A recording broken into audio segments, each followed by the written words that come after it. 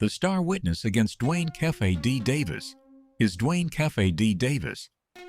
On Monday, August the 10th, in a Las Vegas courtroom, jury selection began in his trial for the murder of Tupac Shakur.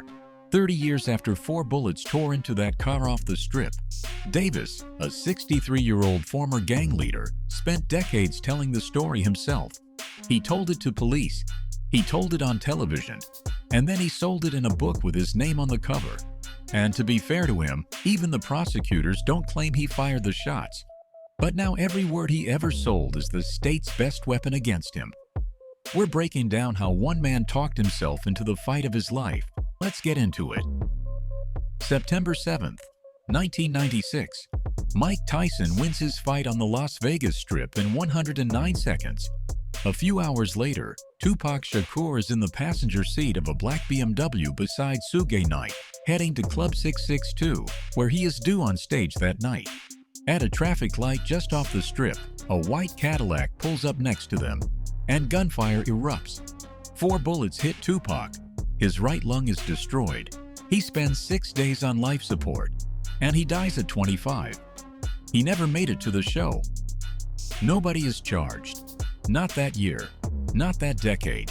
The most famous murder in music sits open for almost 30 years, while detectives, documentaries, and true crime writers circle it from every direction and come back with nothing a courtroom could use. And that's the part you need to hold on to, because this was never a case where everybody stayed quiet. The mystery survived while one man from Compton kept talking about that night, again and again, in places where the entire world could hear him. Duane Davis first laid out his version to police in a 2008 interview. 10 years later, he did it on camera in BET's Death Row Chronicles, walking through his movements that night and saying the fatal shots just came from the back seat, bro. Asked to go further, he said he was keeping the rest for the code of the streets. Then in 2019, he stopped keeping anything back. His book, Compton Street Legend, opens on the night of the murder and lays out his plan to confront Tupac and Suge Knight as payback for a beating his nephew took. Moments after the Tyson fight, he writes that he got a gun, got into a Cadillac with 3 other men, and drove around looking for the pair until they spotted Tupac's car and pulled up next to it. His own words, on his own page. No words exchanged. The time for talking had passed. The shit was about to go down. Read that sentence again. That is not a witness describing something he saw. That is a man narrating an ambush he says he helped run, and then selling it with his face on the cover. He said it on tape. He said it on television. And he put it in print with his name on it. The only place he never said it was the one place it counts. And now he's headed there, whether he likes it or not.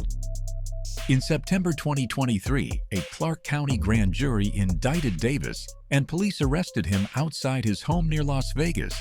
The charge is 1 count of murder with a deadly weapon, with prosecutors branding him the shot caller of that Cadillac. And the indictment accuses him of putting the gun in the hands of his own nephew, Orlando Anderson. Anderson is dead. Every other man from that Cadillac is dead. Davis is the only one still breathing, and the only one left to answer for that night. He pleaded not guilty, and he has been locked up ever since. And here is where the story turns strange.